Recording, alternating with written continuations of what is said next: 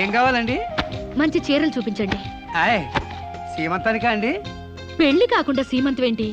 మీకు అనుకున్నానండి, మీ చెల్లెలు గారి పెళ్లికా అండి? అరే అంత అవసరమా? ఆ టైప్ మ్యాచింగ్ కలర్స్ ఇద్దామని. చెల్లి లేదు గిల్లి లేదు, పెళ్లి నాకే.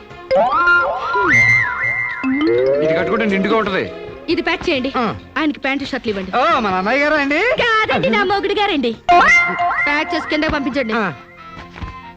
కింద పంపిస్తానండి. 16 రోజుల పెళ్లిళ్ళు పోయి 5 రోజుల పెళ్లిళ్ళు వచ్చాయి. 5 రోజుల పెళ్లిళ్ళు పోయి ఒక్కరోజు పెళ్లి వచ్చింది. ఒక్కరోజు పెళ్లిపోయి స్పాట్ లో రిజిస్టర్ మ్యారేజ్ వచ్చింది. రిజిస్టర్ మ్యారేజ్ పోయి కడుపుల మ్యారేజీల దగ్గర అవుతాయన్నమాట. మా పెళ్లికి తప్పకుండా రావాలి. మీరు కూడా అలాగే. ఏంట్రా ఆ కడుపేంటి, ఈ శుభలేఖలేంటి? నేను కూడా ఇట్లాంటి పెళ్లి చేసుకుందాం అనుకుంటాను మావా. ఏడ్చేవులే. మా పెళ్లికి తప్పకుండా రండి. తప్పకుండా వస్తామండి. తప్పకుండా రండి.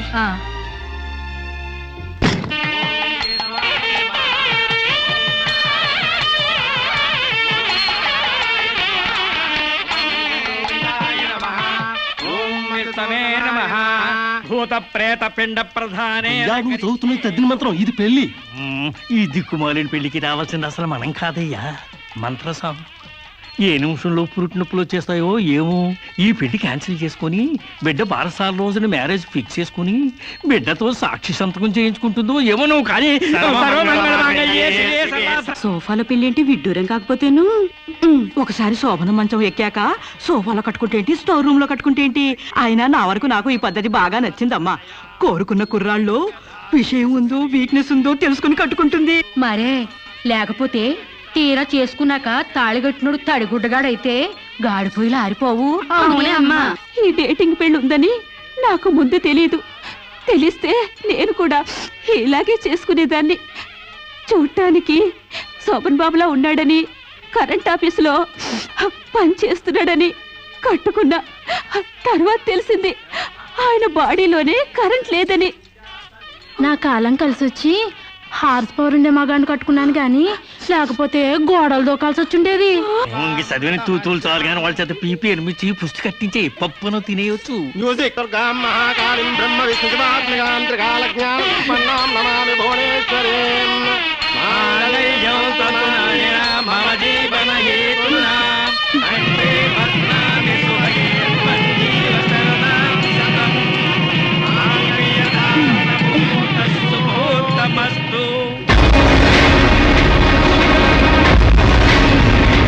గాడ్రేజ్ బీరోలో భద్రంగా దాచుకో. ఏంటిది? నువ్వు నాకు నచ్చలా, అందుకే తాళిబొట్టు కట్టట్లేదు. ముహూర్తం టైంలో జోకులేంటి? Useless fellow. ఇంకొకసారి యూజ్లెస్ ఫెలో అన్నావంటే చెప్పుతో కొడతా.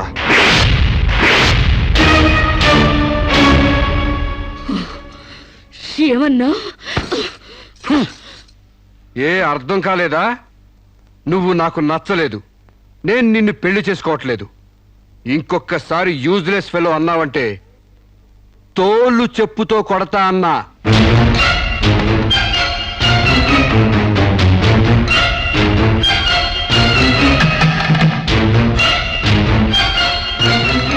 ఆగు బాబా, ఏమైంది? మీ చెల్లెలు నాకు నచ్చలేదండి, ఈ పెళ్లి క్యాన్సిల్. ఏమిటి పెళ్లి క్యాన్సిలా? అవును, ఇష్టపడి డేటింగ్ పెట్టుకున్నావు.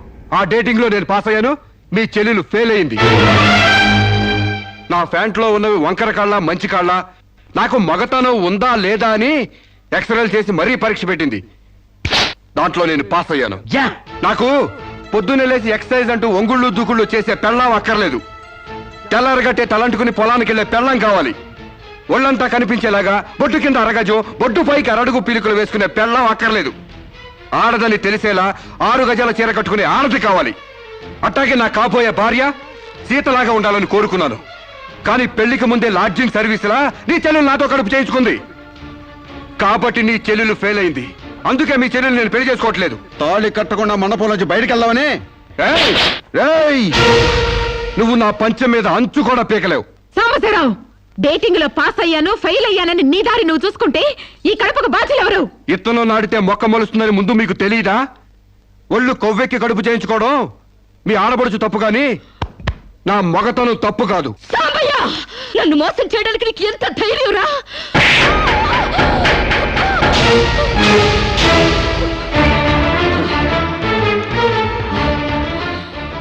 రారా పోరా నువ్వు అంటానికి నేను పడ్డానికి నీకు నాకు ఏంటే సంబంధం?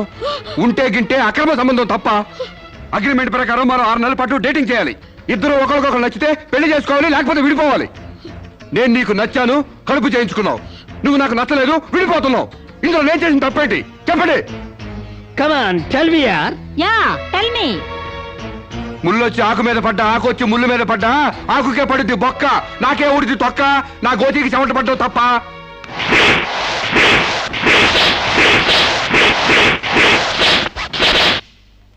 నాన్న సీన్ అర్థమైంది కదా? అర్థమైంది. అయితే టాటా చెప్పొచ్చాయి. సారీ యార్, take it easy, don't feel uneasy. All the best. Bye bye, see you. Dating అని చీర చింపేసాడేటి. ఒళ్ళు కొవ్వెక్కిన ఎవరే కాకపోతే డేటింగ్ కాపురం ఏంటే? దాని ప్రవర్తనకి ఇలాగే జరుగుతుందని నాకు ముందే తెలిసే. దాని అవ్వారం చూసి పువ్వు చూపించి చేతిలో ఆకులు పెట్టే రకం అనుకున్నాను కానీ మా నోడు నోట్లో అరటిపండు ఎట్టి అమ్మని చేసేసాడు. పాపం వాడుకొని కడుపు చేసి వదిలేస్తే ఎంతైనా అన్యాయం కదటే. అన్యాయమా ఆకులు కట్ట? పెళ్లికి ముందే పడకెక్కితే కడుపు రాక కలరా వస్తుందా? నేను ముందే అనుకున్నాను డేటింగ్ గీటింగ్ అంటే మొదటిగా మోసం వస్తుందని. నేను చెప్తే ఎవరైనా వింటే కదా. డేటింగ్ అన్న రోజునే ఓ పిల్లాడికి డేట్ ఆఫ్ బర్త్ కన్ఫర్మ్ అయిందని నాకెప్పుడో తెలుసు. మేము కాస్తంత లావెక్కితే వెనకాల జిల్లాలు డిక్కీలు అని గోల పెట్టి స్లిమ్ గ్లామర్ అంటూ ఎక్సర్సైజులు చేయించావు. మరి నీ ముందు కొండ పర్రంత పొట్ట పెంచుకున్నావు. దాన్నేం చేస్తావు? మేము ఈ శరీరాలతో బయటకెళ్తే ఎవరు ఏమీ అనరు. నువ్వు ఆ పొట్ట పెట్టుకుని బయటకెళ్తే ఎవరితో తిరిగి ఎవరు నవ్వుతారు. మీరెన్ని సంవత్సరాలు ఎక్సర్సైజులు చేసినా మీ ఊర శరీరాలు రవ్వంత కూడా తగ్గావు. నేను డాక్టర్ దగ్గరికి వెళ్ళి కట్టలు పడేస్తే కట్ చేసి పారేస్తారు.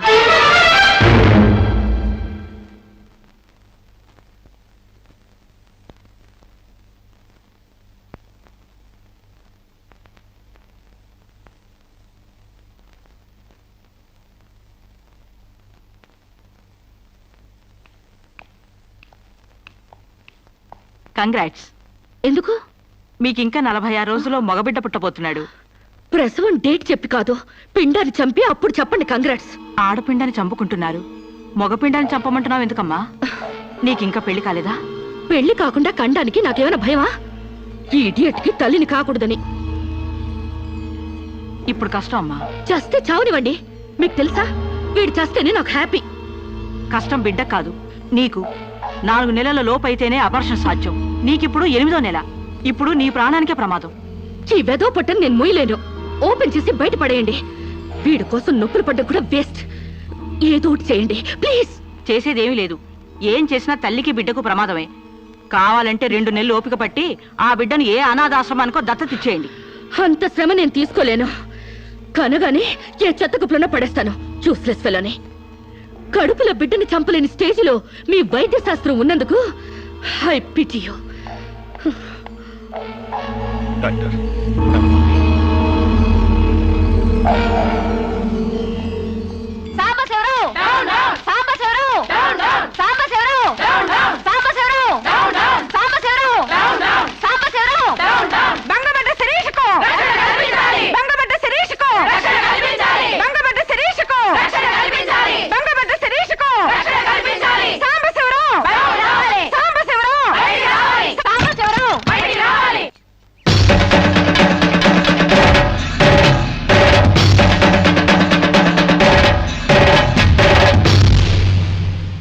ఒక ఆడపిల్లకు అక్రమంగా కడుపు చేసిన సాంబశివరావు అమలు చేసి ఎలుకొని సాంబశివరావు.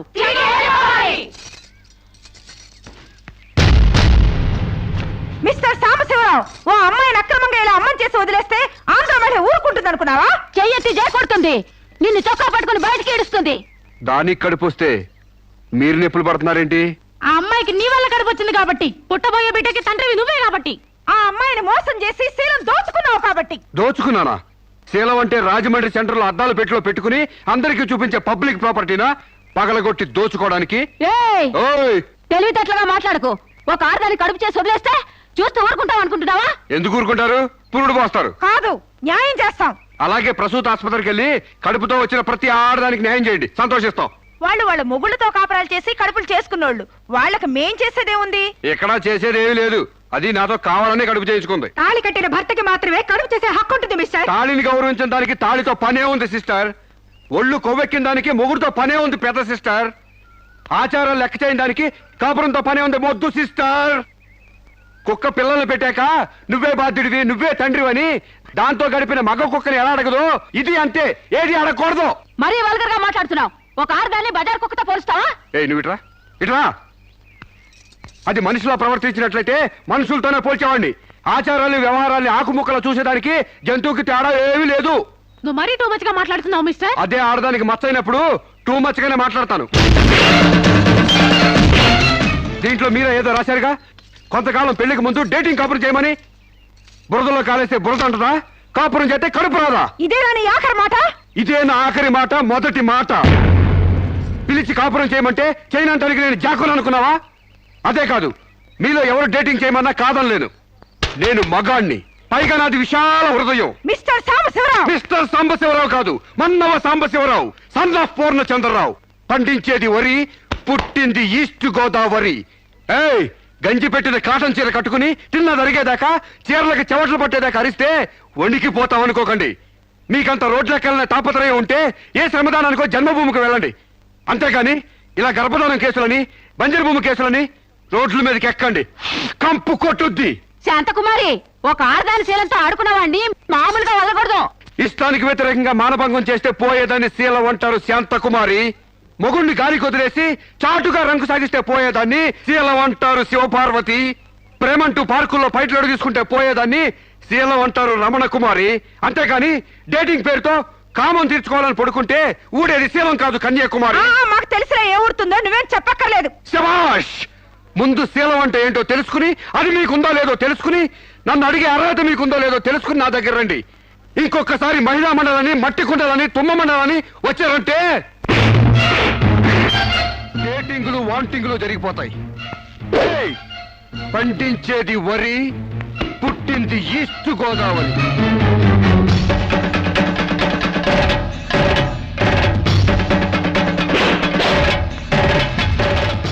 సారీ అండి, ఆవేశంలో అలా అనేసాను. ఎలా? మిమ్మల్ని ప్రేమిస్తున్నానని. ఇందులో తప్పే ఉంది? తప్పే కదండి, నలుగురిలో లేని చెప్పి ఆడపిల్ల సెంటిమెంట్ దెబ్బతీయడం. లేదని ఎందుకు అనుకుంటున్నారు? నేను మిమ్మల్ని డీప్ గా లవ్ చేస్తున్నాను. నన్నా? అవునండి. మీ ఇన్నోసెన్స్ చూసి, మీ డీసెన్సీ చూసి, ఆడవాళ్ల పట్ల మీ సెంటిమెంట్ చూసి, ఎవరిని లెక్క చేయని మీ అగ్రెసివ్నెస్ నాకు నచ్చి మిమ్మల్ని లైక్ చేశాను. ఇప్పుడు అది లవ్ గా మారింది. నువ్వా?